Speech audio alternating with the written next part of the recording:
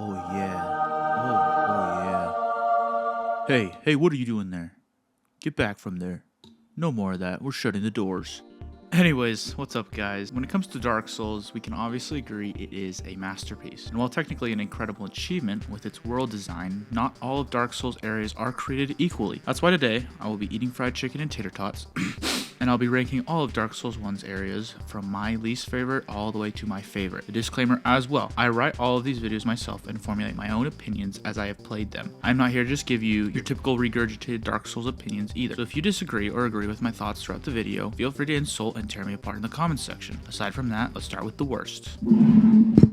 Valley of Drakes. This area for me fills me with apathy. It's a connecting area and you get to it from a few different ways, but most to me is the gate that breaks the game with the simple key. Little hint, this video has a lot of hate because of areas relating to the key and its game-breaking intended sequences. Essentially, this area is a canyon extending the connection of areas to the Firelink Shrine. Inside are drakes which have lightning attacks, and I have yet to have killed even one. The area typically amounts to being sprinted through because the drakes don't actually attack fast enough or are big enough to stop a player from slipping past. But it connects to New Londo, and that is locked to the late game. And you can get to the Undead Burg, Basin, Blighttown, and New Londo ruins. Overall, it's pretty lame for being the one area full of drakes in Dark Souls 1.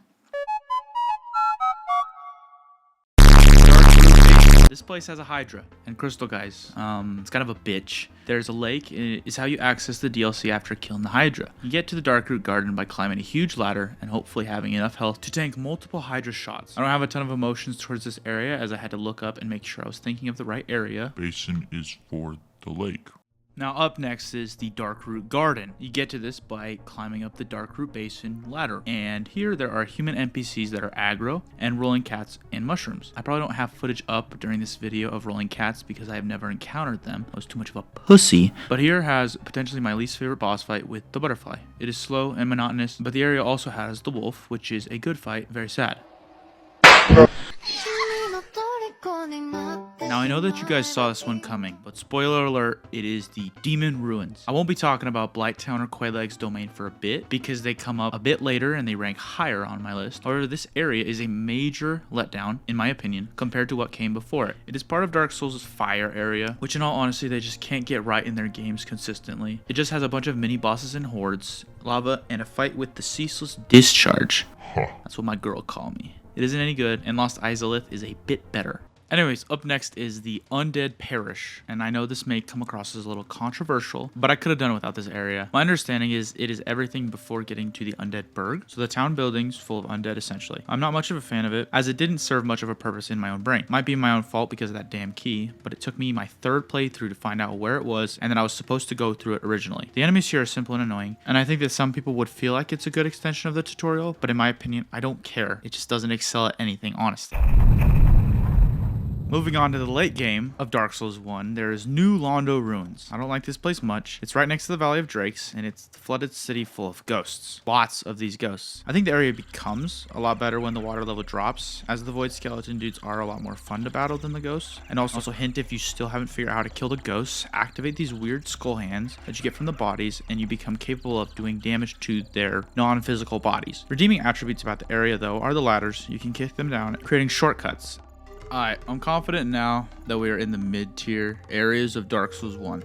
These are good, but I'd say not great. I wasn't super excited to see them come back in Dark Souls 3 most of the time.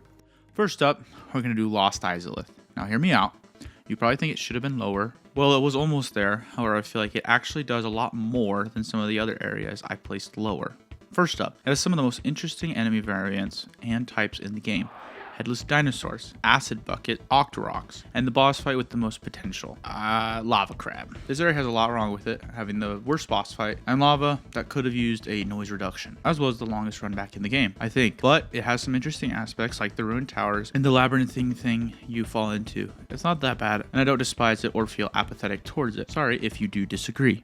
Undead Burg. Some of y'all probably think it should have been higher, but hear me out. I like the area, pretty good, and it connects a lot of the world of Dark Souls. My gripes with it are solely on how bland it is. While yes, having a dragon, sewers, and solar, as well as the best gargoyle fight in the series, it still lacks a certain air of uniqueness. It is a castle with dragons and gargoyles, and a bell. Nothing more, nothing less, just mediocre. Now, Undead Asylum is where I begin to get torn on the areas. It is the tutorial area where you start the game. You fight a boss, a couple of hollows, and you find the knight that helped you escape. You can get back to this area if you do some parkour as well, and you can find an amped up boss fight similar to the one that you found in the beginning of the game. That has to be what makes me appreciate this area a little more. But other than that, it's not super insane, but it's a pretty good tutorial area.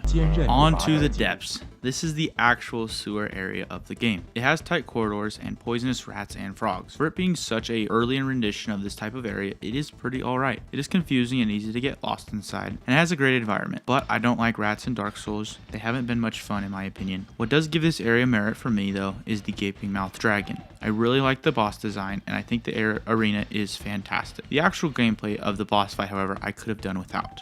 Now on to the Tomb of Giants. This shit's pretty controversial. This place is essentially pitch black and is the route to Nito. It has some of the most unforgiving enemies in the game, and your vision is reduced to only a few feet in front of you. And I like the area. I appreciate that it wants you to form your own routes through its tunnels and holes, and it is also where you find patches. But it still has a lot wrong with it, like the baby skeletons. I didn't like those. The Catacombs is an area a little better than Tomb, honestly. While full of skeletons and skeletons that are on wheels, it has cool bridges that turn from spikes to normal paths, and it has the best boss fight in Dark Souls. If you haven't played the game, really look forward to fighting Pinwheel. I think that this one goes right smack dab in the middle of the list, and that is Blighttown. Man, this place is something. It is right after the depths if you don't use the simple key from the start of the game, and it's like this infested wood-made area. It has a couple of interesting design choices, like the moving bridge things. Overall though, it has a great environment. I think it didn't run so well on older hardware, but I really wish I'd found this area originally from the depths. I think that my perception of it would have actually made it higher. Going at it from the depths, it's much more effective and feels like a more natural path to the Spider Lady Quelaag. Now, Great Hollow is pretty much just a massive tree, and while that may sound lame, it happens to be pretty cool. You find it through a secret wall in the Lake of Blighttown behind a treasure chest, and the area is pretty quiet with mushroom guys. It's a calming climb down and up this tree in order to get to one of Dark Souls' greatest areas.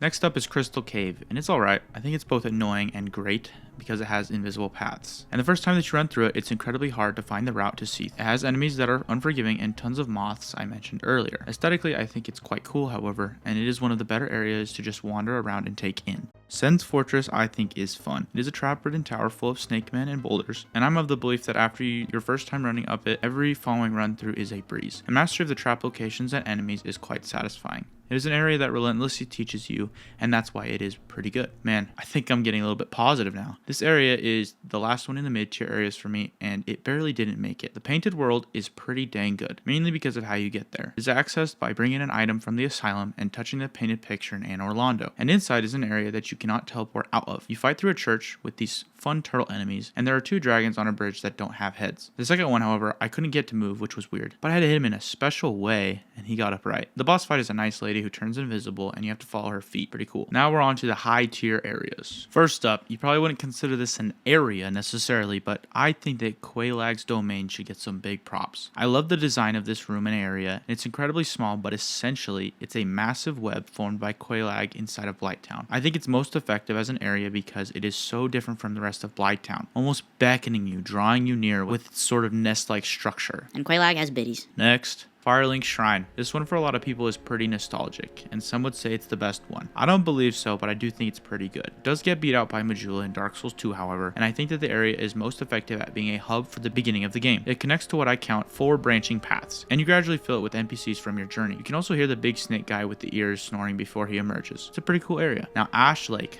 This place is awesome.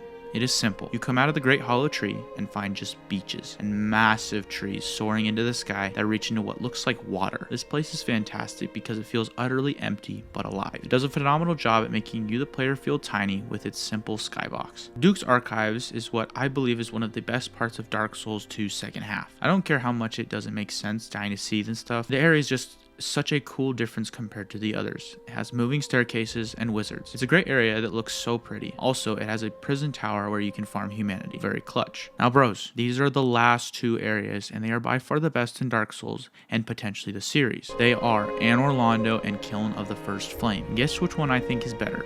I mean it, guess. You got 3 seconds.